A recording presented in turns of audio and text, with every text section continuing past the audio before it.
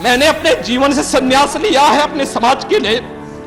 मैंने अपने परिवार को छोड़ा है, मैंने अपने माँ बाप को छोड़ा है, लेकिन आज मुझे अपराधी बनाया जा रहा है महोदय। सर मुझे साल 1993 उत्तराखंड के पंचूर गांव में रहने वाला अजय अचानक से घर से लापता हो जाता है। बेटे को खोजने पिता आनंद सिंह हर मुमकिन जगह पर गए, लेकिन उसका कोई अता पता नहीं था। बेटे की याद में मां के लिए एक एक दिन काटना मुश्किल था। हालांकि अब बेटे के वापस आने की उम्मीदें धुंधली सी होने लगी थीं, मगर 6 महीने बाद अजय अचानक से अपने गांव वापस लौटता है। बेटे के वापस आने की खबर सुन मां की आंखों में खुशी के आंसू भर आते हैं, मगर बेटे के स्वागत के लिए वो जैसे ही अपना दरवाजा खोलती है तो उसकी आंखें खुली की खुली रह जाती हैं। अजय ने आज जींस टी शर्ट नहीं बल्कि भगवा चोला पहना हुआ है, सिर घुटा हुआ है और दोनों कानों में बड़े बड़े कुंडल पहने हुए हैं। हाथ में खप्पर लिए वो अपनी मां से कहता है, मां भिक्षा दीजिए। इस हैरान कर देने वाली घटना को लेकर वरिष्ठ पत्रकार अपनी किताब यदा यदा ही योगी में लिखते हैं। अजय को ऐसी हालत में देखकर मां वहीं स्थिर हो गई। मुंह खोला तो सही, लेकिन शब्द नहीं फूटे। आंखों से आंसुओं की धार बहने लगी।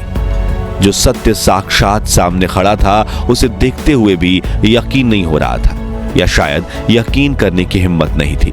मगर सत्य सनातन है, टाला नहीं जा सकता। सत्य ही तो था।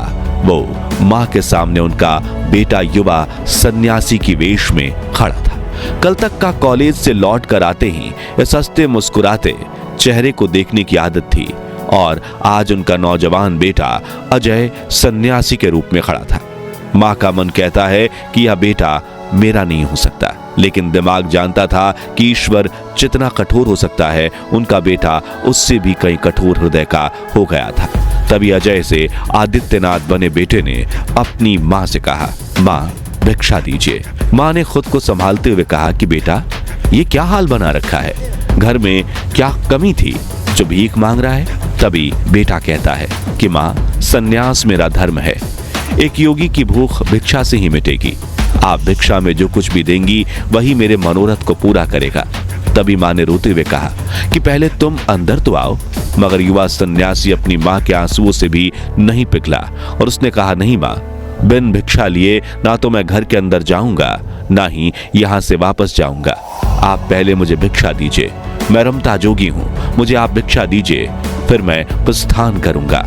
आंसुओं को छिपाती मां अंदर गई और जो समझ आया उसने बेटे के भिक्षा पात्र में डाल दिया। भिक्षा लेते ही योगी आगे चल दिया। आवाज अभी भी गूंज रही थी, पहाड़ों के करीब पहुंचते बादलों तक, अलख निरंजन। इस तरह से आध्यात्म के सफर पर चलकर अजय सिंह बिष्ट बन गए योगी आदित्यनाथ। और आज हम आपको योगी आदित्यनाथ के जीवन से जुड़ी ऐसी ही कुछ अनकही अनसुनी कहानियां बताएंगे, लेकिन उसके पहले नए दर्शक जल्दी से चैनल को सब्सक्राइब कर दीजिए।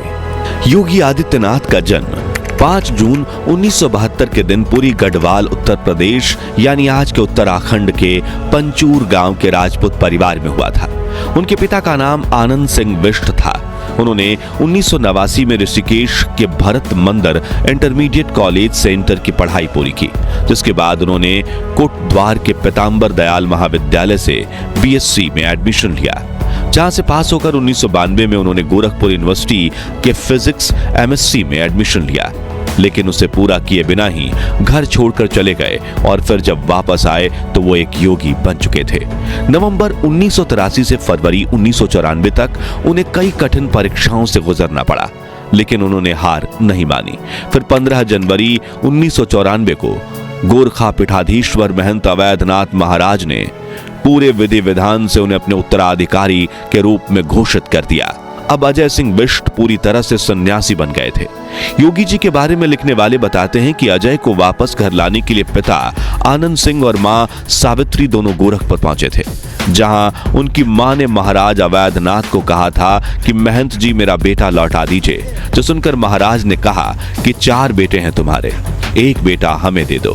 जो सुनकर अजय की मां की आंखों में आंसू आ गए। वो अपने पति के साथ वापस गांव लौट आईं।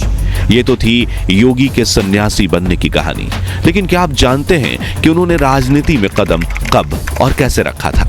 तो ये बात है आज से 26 साल पहले की, जब 1998 में योगी आदित्यनाथ के गुरु अवैधनाथ ने राजनीति से संन्यास लिया और अपनी जिम्मेदारियां आदित्यनाथ को सौंप दी। और यहीं से योगी आदित्यनाथ की राजनीतिक पारी शुरू हुई थी। उसी साल उन्होंने गोरखपुर से 12वीं लोकसभा के चुनाव में हिस्सा लिया था और चुनाव में जीत हासिल करके वो सबसे कम उम्र के सांसद बने थे, जिसके बाद उन्होंने हिंदू युवा वाहिनी का गठन किया और धर्म परिवर्तन के खिलाफ मुहिम छेड़ दी। कट्टर हिंदुत्व की राह पर चलते हुए उन्होंने कई बार विवादित बयान दिए और धीरे धीरे करके गोरखपुर की राजनीति में उनका दबदबा बढ़ने लगा, जिसके बाद 19 मार्च 2017 में विधानसभा चुनाव में जीत हासिल करके योगी आदित्यनाथ उत्तर प्रदेश के मुख्यमंत्री बन गए। लेकिन अब भी वो अपने परिवार से दूर थे और मुख्यमंत्री बनने के बाद उन्होंने उत्तर प्रदेश की जनता के लिए अपना सारा जीवन समर्पित कर दिया। इसी बीच मार्च 2022 में वो वरिष्ठ पत्रकार रजत शर्मा के शो पर गए, जहां उन्होंने अपनी बड़ी बहन के संघर्ष से भरे जीवन की एक झलक देखी। उन्होंने देखा कि कैसे उनकी बड़ी बहन कई किलोमीटर पैदल चलकर चाय और प्रसाद की छोटी सी दुकान चलाती हैं, मवेशियों को चारा खिलाती हैं और अपने परिवार की जरूरतों को पूरा करने के लिए हर दिन संघर्ष करती हैं। जिसके बाद रजत शर्मा ने योगी जी को कहा कि आपको नहीं लगता कि जैसे सभी राजनेता अपने परिवार का ध्यान रखते हैं, वैसे ही आप भी थोड़ा ध्यान रख देते?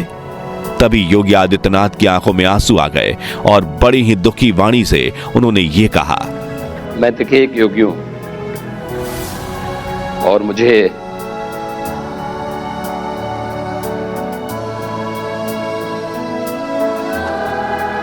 पूरे प्रदेश का ध्यान रखना होता है। एक मुख्यमंत्री के रूप में मैंने अपने राजधर्म का शपथ ली है, परिवार का नहीं। आगे उन्होंने कहा, एक मुख्यमंत्री के रूप में मैंने राजधर्म की शपथ ली है, अपने परिवार की नहीं। मुझे पूरे प्रदेश का ध्यान रखना होता है।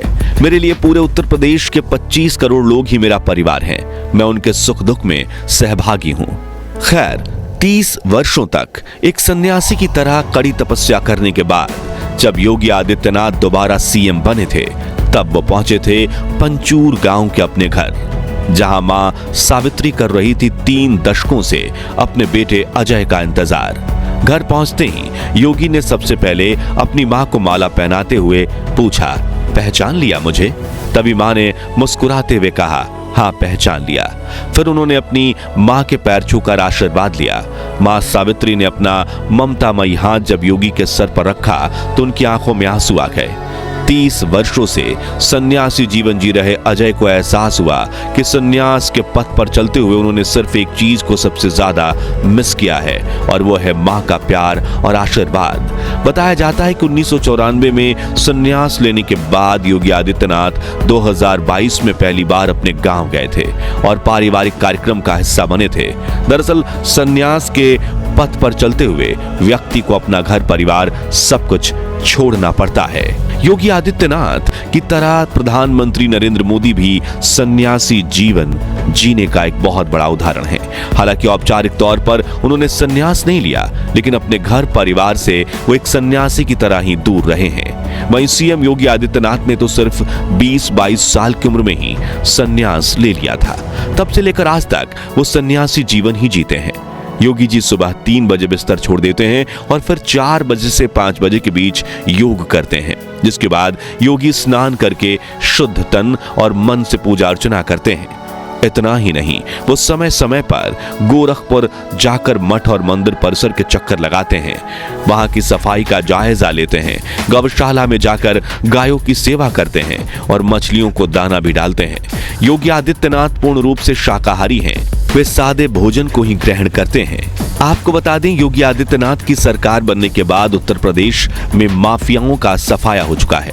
कई बड़े बड़े डॉन इस वक्त सलाखों के पीछे हैं। कुछ तो बुरे काम धंधे छोड़कर बिल में छुप गए हैं। इसी को लेकर एक इंटरव्यू में जब पत्रकार रजत शर्मा ने योगी आदित्य जी से कहा कि अब तो उत्तर प्रदेश में बाहुबली नहीं बजरंग बली के नारे लग रहे हैं, तब योगी जी ने माफियाओं को खुली चेतावनी दे डाली।